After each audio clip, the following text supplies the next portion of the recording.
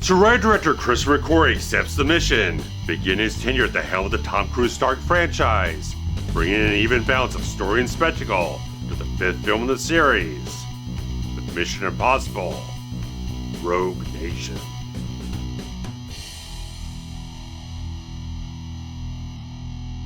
With the IMF facing pressure from a Senate committee and CIA Director Alan Hunley to be shut down in light of their questionable behavior, IMF agent Ethan Hunt is on the trail of the Syndicate, an organization suspected of acts of terror around the globe. Hunt visits the IMF substation in London to get instructions on his next mission, and finds that it's a trap by the Syndicate, where a young IMF operative is murdered, and Ethan is gassed while locked in a booth. When Ethan awakens chained up for interrogation, he's met by a mysterious woman, until the real interrogator known as the Bone Doctor arrives to work him over. Yet the woman proves duplicitous as she aids Ethan in fighting off the hired muscle and escaping, but staying behind herself. Ethan contacts William Brandt in haste, but learns that the IMF has been dissolved, and that Hunt is now on his own. 6 months later, the CIA continues a manhunt for Ethan, but constantly proved to be too far behind the cunning agent. Meanwhile, Benji endures weekly polygraph tests to extract any information on Hunt's whereabouts. Yet when Benji accepts a free trip to Vienna, Ethan makes contact, roping him into a sting at the Vienna Opera House to find the man he faced in London. Yet when assassins target the Chancellor of Austria, both men jump into action. But when Ethan's mystery lady is one of the hitters, things become more complicated. Ethan ultimately takes down one hitter while choosing to wound the Chancellor to run him out of the line of fire. Meanwhile, Benji battles another hitter in the control room, but is saved by this lady. Yet the car carrying the Chancellor soon explodes as a backup plan to the opera assassination. The woman is soon revealed to be Ilsa Faust, a deep-cover British intelligence agent, tasked with infiltrating the Syndicate. Benji drives him to safety, as Ilsa has to feign an escape to get the Syndicate off their trail. Yet Ethan discovers a USB drive hidden in her lipstick case that directs him to Morocco, where Faust awaits them. Meanwhile, William Brandt enlists the aid of Luther Stickle to help locate Ethan before the CIA do, with orders to shoot to kill. As Ilsa has reinforced her stance with Solomon Lane, the head of the Syndicate, to seemingly play both sides, she has to propose an impossible feat to Hunt. With no oxygen tanks, Ethan must dive into a tank known as the Taurus to swap out a security protocol to allow Benji to enter and download information vital to stopping the Syndicate. Yet even after diving in herself to save Ethan's life, Ilsa betrays him and Benji and steals the drive. However, when cornered by Syndicate henchmen, Faust still turns against them as a chase ensues through the streets of Morocco. Here, Luther and Brandt finally find Ethan and Benji as the chase takes insane and dangerous turns, with Ethan pursuing on a motorcycle himself, but is soon skidded off the road by Ilsa. Ultimately, Faust is stuck between MI6 Chief Atlee, who is forcing her to return to Lane to continue her operation against the Syndicate, and Lane himself, who is furious when the drive proves to be empty. Yet Benji was wise enough to make a copy himself, giving the IMF the upper hand. However, in a meet with Ilsa in London, Benji is abducted and held hostage for the disc. Yet with Brandt getting twitchy and contacting director Hunley to simply turn Hunt in, the meticulous plan begins to unfold. It will pit the fierce willpower of Ethan Hunt against the ice-cold cunning of Solomon Lane. So July 31st, 2015 saw the theatrical release of Mission Impossible: Rogue Nation from Paramount Pictures, which is about 3.5 years after the release of Ghost Protocol, which was just a bona fide success, pretty much revitalized the franchise after Mission Impossible 3 kind of did a soft reboot but wasn't terribly financially successful. Ghost Protocol pretty much put it back on its top legs and made a definite investment for Paramount Pictures to continue on with the franchise. But interesting enough, Rogue Nation was originally announced to be released in December of 2015, but after, one, Paramount saw a lot of the dailies and how the production was going on very, very well, liked what they were seeing, and the fact Both the James Bond film Spectre is being released in early November of 2015, and Star Wars The Force Awakens was being released later on in December of 2015, knew they just had to get out of the way. They had to get out of the schedule from that point because they knew between those two kind of juggernauts, they could get easily crushed in the box office and not get enough breathing room for the film to be a financial success. And so they moved it up 5 months. And so that's kind of an interesting type of thing when they're telling them in about January or so 2015, we're cutting about 5 months out of your post-production to move it up on the schedule, which became kind of a challenge for writer-director Christopher McQuarrie to make sure everything on post-production went off very, very well between all the different elements of post-production, the visual effects, the music, everything just had to run very smoothly in that regard. So it's a bit of a trial by fire in that regard, but Tom Cruise already had so much faith in this man. Right? Since they worked together on Valkyrie, where McQuarrie was writing the script for that entire thing, he brought on the Ghost Protocol and he fixed up the script in the middle of production, reworked a whole bunch of elements on that film to make sure everything they felt wasn't quite working right clicked into place properly. And since then, Jack Reacher, they did that film together, with McQuarrie directing that film after he'd already done something like Way of the Gun many years before then, and like Edge of Tomorrow, brought McQuarrie in to work on the script on that whole thing. And it was during production meeting on Edge of Tomorrow where McQuarrie got approached by Cruise where he was saying, you should direct the next Mission Impossible film. And McQuarrie's just kind of, okay, yeah, sure, whatever, whatnot. And Cruise goes off to the next room, picks up the phone, talks to the head of Paramount Pictures, and with a few minutes, he walks back in and tells McQuarrie, the deal's done, you're directing the next Mission Impossible film. So like, just like that, being a producer on the franchise, having that good relationship with Paramount, and just having like utmost confidence in the people he chooses to helm these films. It's like J.J. Abrams, Brad Bird, all this kind of line where they kind of built the franchise back up after the slip slide type of thing. In a critical sense, for Mission Impossible 2, done all the right moves to kind of move it forward. And J.J. Abrams and Bad Robot were still involved in the entire film, but this is the last one they were involved with before their kind of developmental deal with Paramount Pictures expired in 2018. McQuarrie has a very interesting way of approaching Mission Impossible. Between him and Cruise, they know what works and what needs to be in the mix to make everything click together overall. It's like the fact that they kind of take a similar approach to what Brian De Palma did on the first film. They have the ideas of the different action scenes they want to put into the film, really kind of visualize on screen, and find the threads of the story to weave them together. And it's such an interesting thing that it seems like they don't entirely have like a final draft of the script when they go into production, which is usually a real bad sign. A lot of times you can hear about that as like, oh, it's going to turn into a messy production, it's not going to be a good story, things are going to be kind of clunky and kind of disproportionate in how it functions. But they have this kind of organic sense of how to approach the storytelling. As they're making the film, they kind of feel things out about what's working, where things need to go, and kind of figure out some of the elements of the story as it kind of develops as they go along here. So there was a certain point in time where they did have to take a bit of a break in late production, I think about February or so of 2015. They kind of stop, rework some elements towards the end of the film, and kind of go back into things and kind of jump back into it and complete the film as it is now. So it's interesting kind of experience kind of hearing that, especially with the commentary track that Cruise and McQuarrie do for both this film and Fallout. Very much interesting experience hearing them organically find the story as they're making the film to a certain degree. So it's an interesting thing, like they find things that are like, we don't know exactly what this element is in the story quite yet, but as we go through with the actors and go through the set pieces and various other things, it starts clicking into place.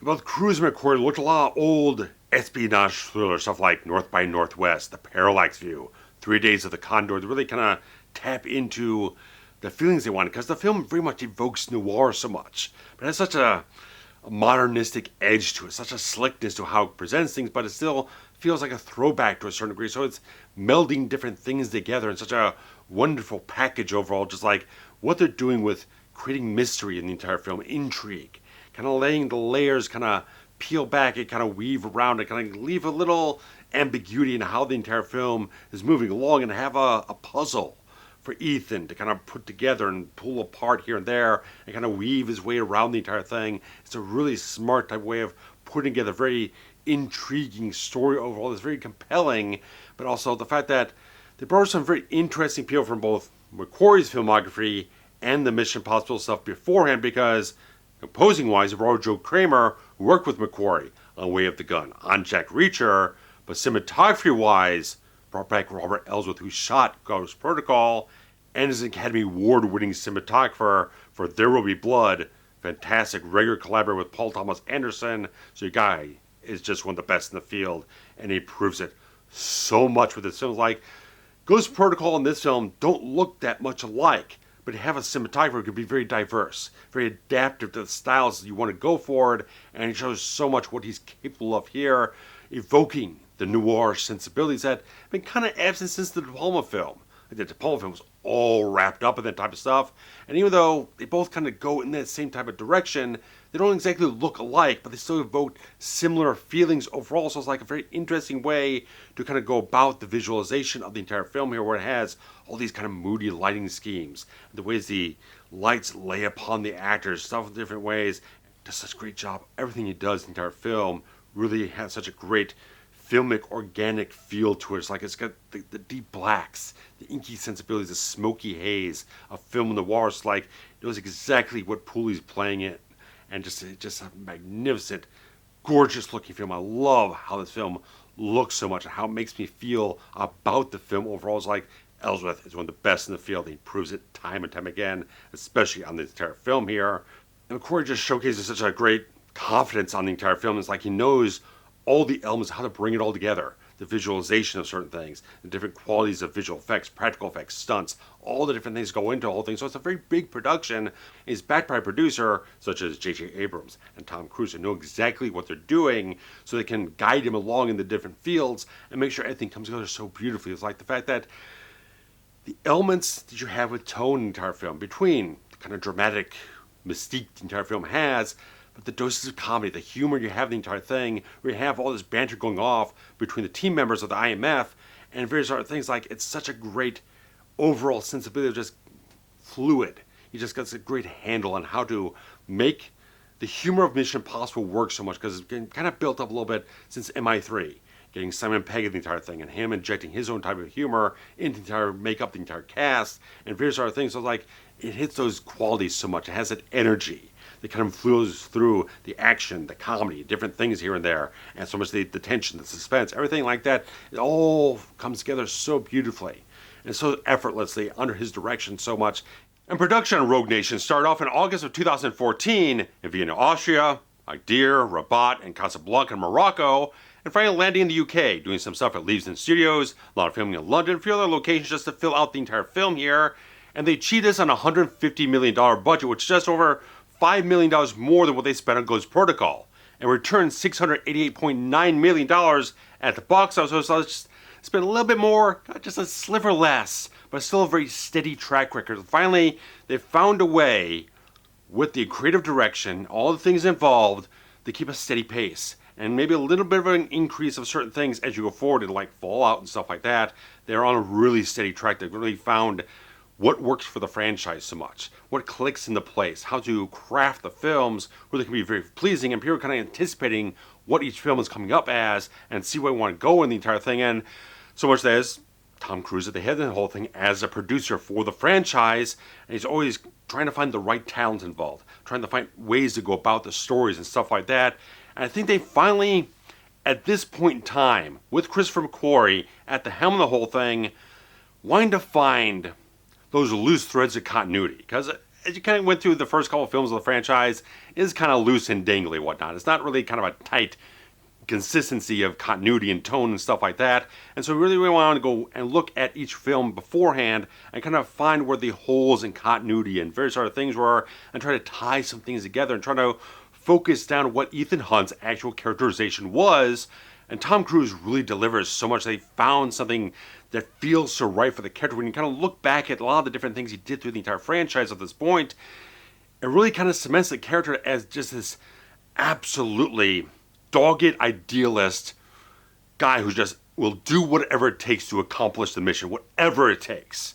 And you see that so much encapsulated in his performance here in this film as he goes up against the syndicate, trying to outwit, outgame Solomon Lane at every different turn here, because they keep getting ahead of him, keep twisting the thing around. It's like he's always like half a step behind them. It's like they kind of think just one bit beyond where he is, and it's like he's just chasing him, trying to grab up that ground and turn it back around on him. And it's so much the entire thing. When you get to the climax, and Ethan is playing that sort of game where he's telling Lane, I've memorized every single one of these bank account numbers, and I've destroyed the actual flash drive that was on.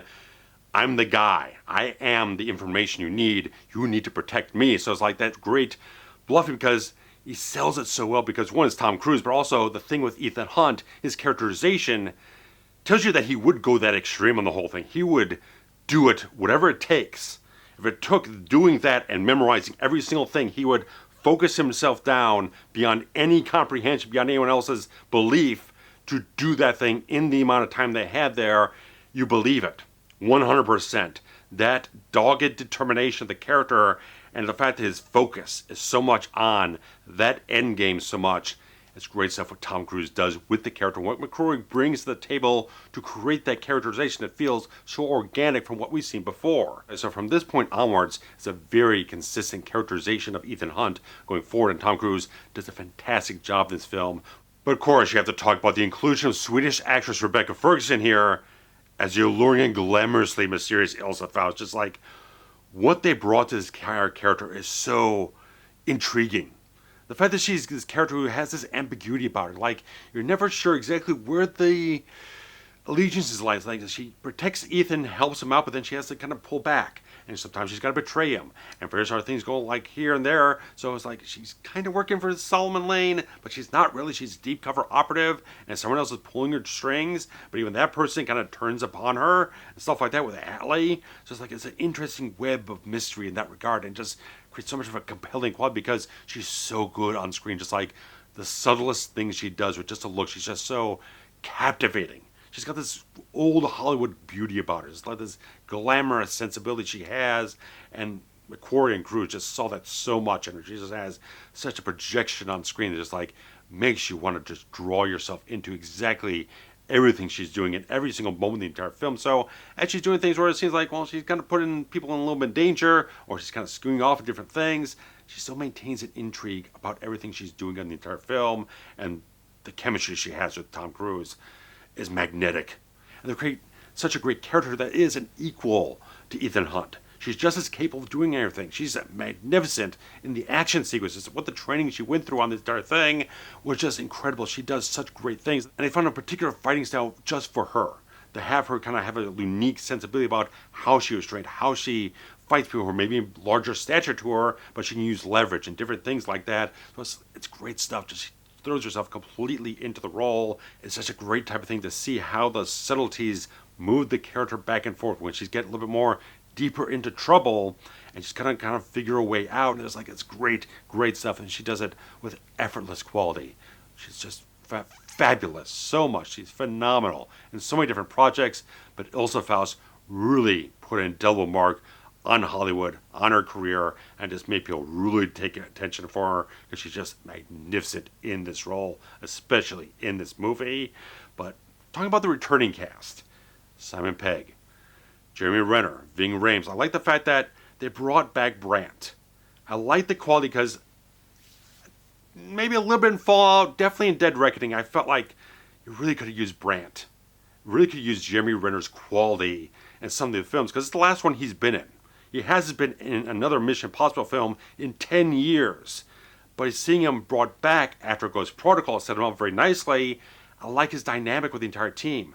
I like the fact they kind of stick him with Luther, and they don't really know each other very well.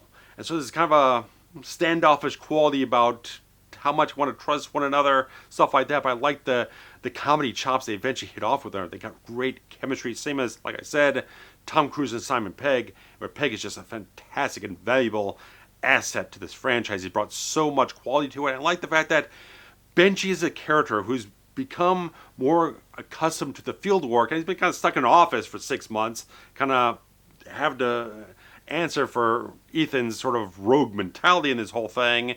And I like the fact that after things go sideways in Vienna, and Ethan's trying to shy him away and trying to make him go back to Washington, D.C. and everything like that, and talk to the CIA and throw Ethan under the bus and everything. Benji's like, I'm a field agent. I'm your friend. You are not going to just brush me aside and kick me off. I'm here because I'm your friend. I trust you. We're going to see this thing to the end. Ethan's like, okay, Yeah, sure, okay. I'm convinced. I like that about Benji. He's such a great, great character. And Simon Pegg is so talented overall. He brings so much energy, charisma, everything like that to the entire franchise. He gets his comedy in there, but there's also dramatic beats he plays extremely, extremely well. Like the end, again, where they're at that cafe, and he's wired up and everything like that with the bomb, and he has to be this messenger for everything Solomon Lane is telling to Ethan.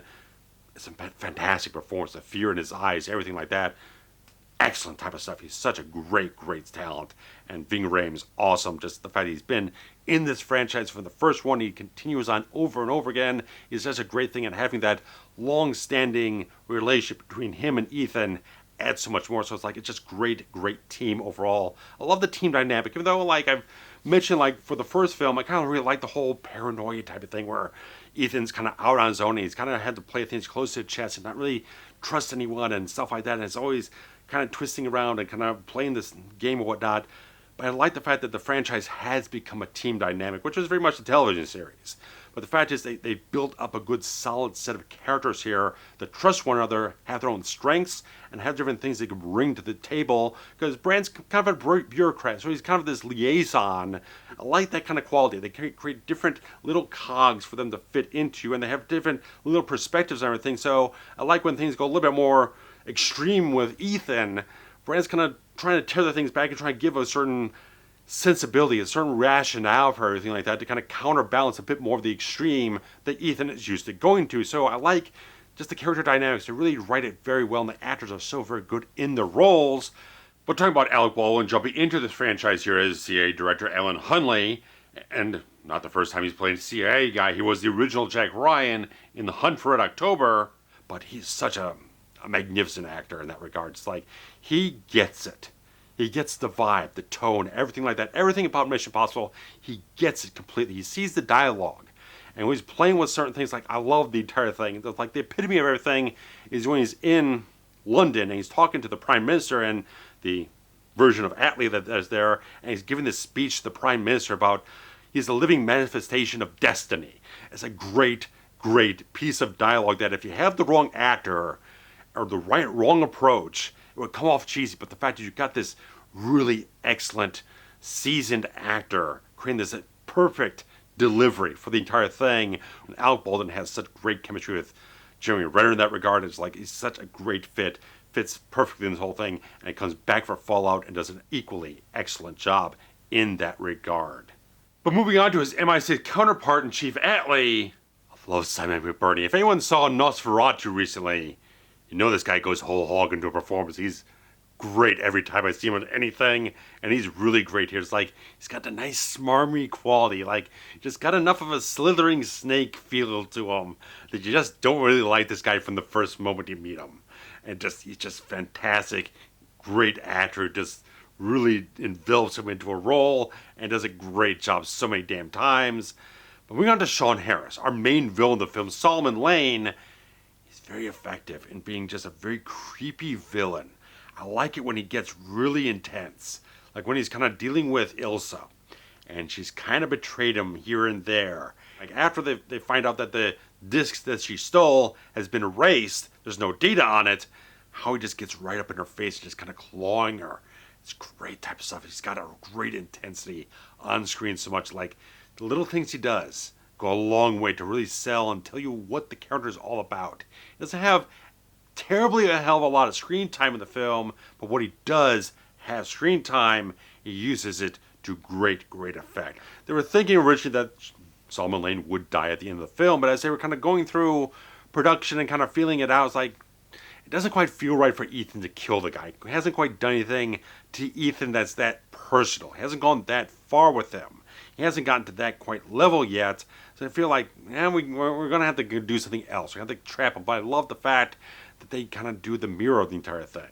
At the beginning of the film, traps Ethan in a box, gasses him and stuff like that, and that's exactly what Ethan is going to do to him as equal justice. And I like the poetic nature of it all. It's very much clever. I like the fact that every little turn is nice and clever in the film, and having this entire character here being the head of the syndicate is a really great type of thing, just this nice twisted sensibility of the character here, and he does a really excellent job delivering such a great character in that regard.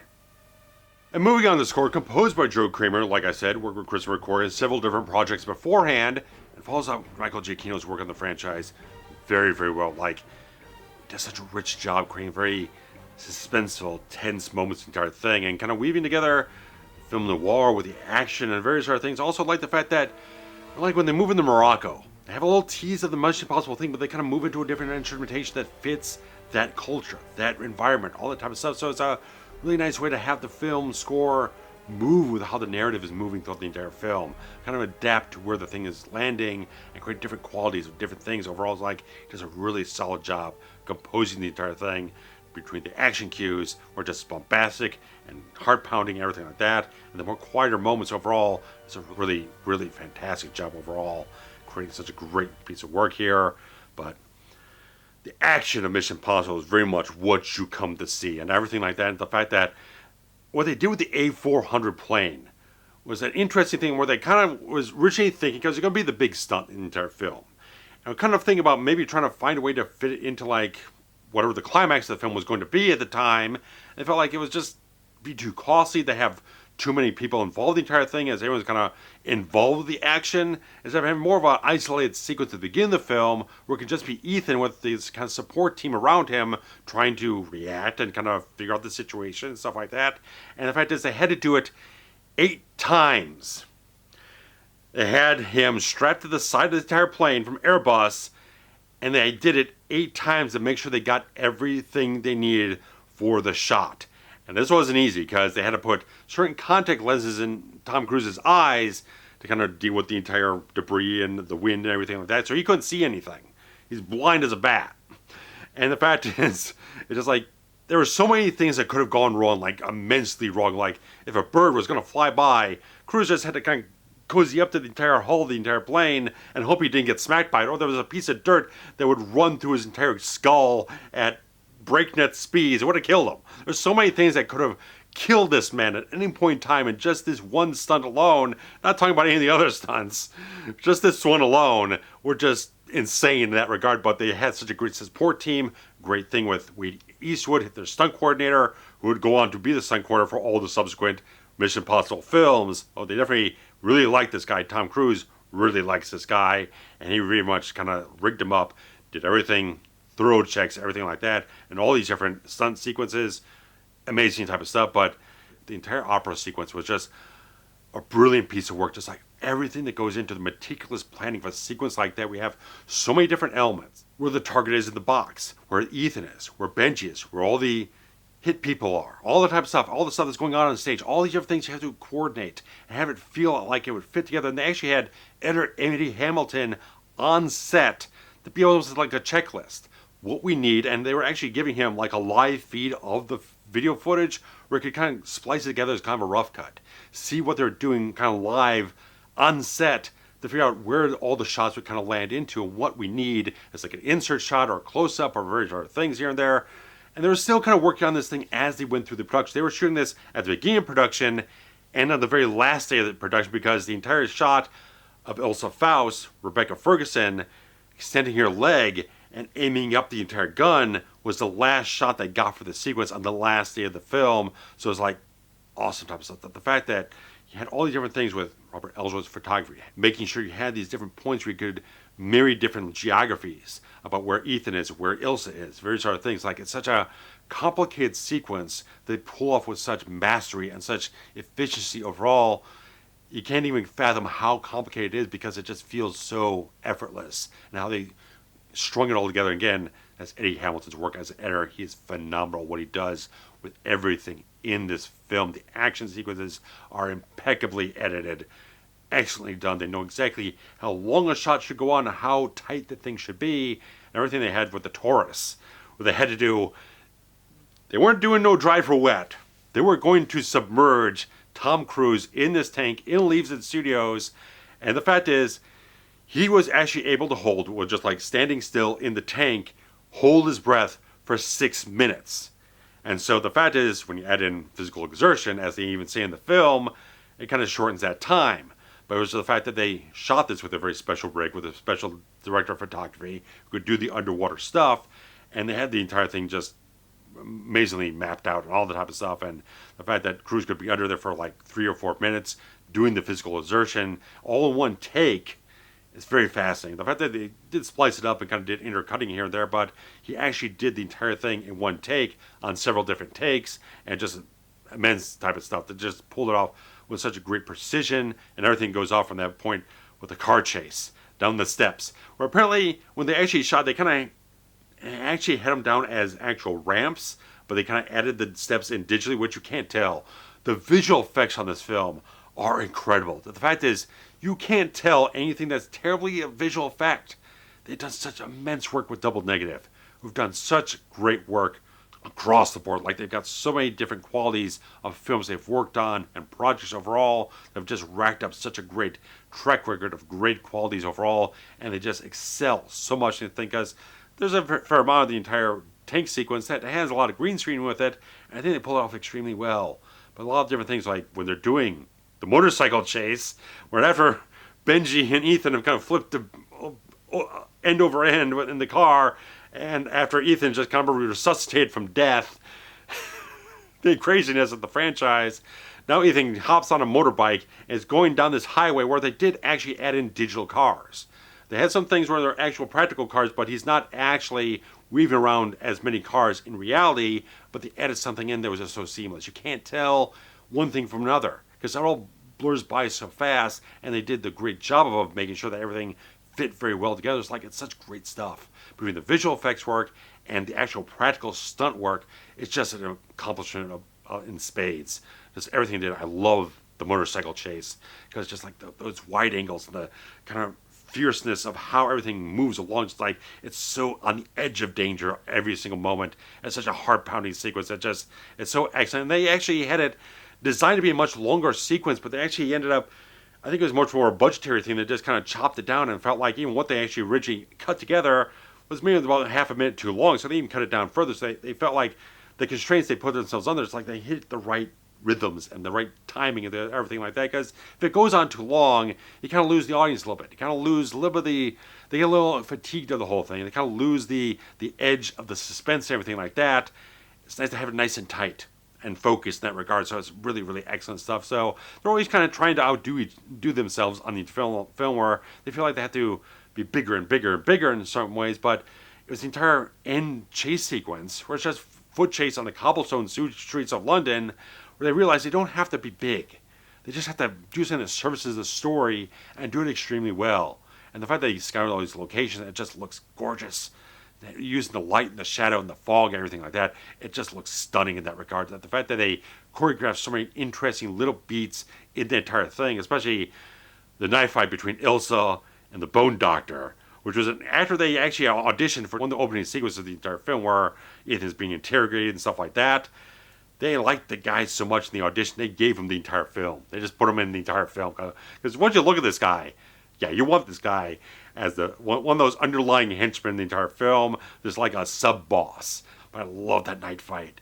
That knife fight is so good. Like, knife fights in films, they're underrated, man. They can be really excellent type of stuff, and they really nail the hell out of it, because it's so intimately dangerous. And I like the quality of that so much, and just like Ferguson and everything like that, just nail it so well. Just give a really satisfying sequence there, and ending it all with the entire thing where you think like Lane has Ethan kind of running scared and everything like that, and he's just trying to scramble for some kind of cover, and realize that he's been leading him to a certain place the entire time and trapping Lane and everything like that. It's such a brilliant type of stuff. It fits so well for this franchise, getting up with that clever kind of twist and turn and everything like that. They keep you kind of guessing, keep you on your toes every step of the way. You might think where it's going, but it's not exactly going where you think it's going. And it rewards the audience for going on the journey with these characters and the danger, the threats, and everything like that, and the edge of losing everything. It's great stuff. It's just excellent, excellent stuff. That fact that McQuarrie got this vote of confidence from Cruise, and McQuarrie did the work. He went back through the other films, looked at what worked, looked what didn't work, what needed to be kind of harnessed, what needed to be kind of tied up in certain places, how to focus the narrative. Just like everything they put into it, it's just a great work. I think this is absolutely one of the best. I like this film, kind of like equal to the first film. But the first film, like I said recently, like last year when I reviewed it, it's such a great twisting and turning, pure De Palma film. I think McQuarrie found all the qualities to take from that type of approach and make it much more clear narrative, making that nice balance between the action and the substance and the story and the characters and all the interactions, the excitement, the humor, the drama, the intrigue, everything like that. It's a great package. It's the perfect package of a Mission Impossible film in my regard. Guys, really like to hear what your thoughts are on Mission Impossible Rogue Nation. Put your comments below. If you enjoyed everything that I had to talk about in the entire thing, thumbs up the entire video, and of course, subscribe if you haven't. Share links around for anything you enjoy on the channel. We got the super thanks for you to contribute anything monetarily to the channel. Also got Patreon to contribute something every month and get all the access to videos and commentaries and various other things. So guys, thanks so much for checking things out. Take care.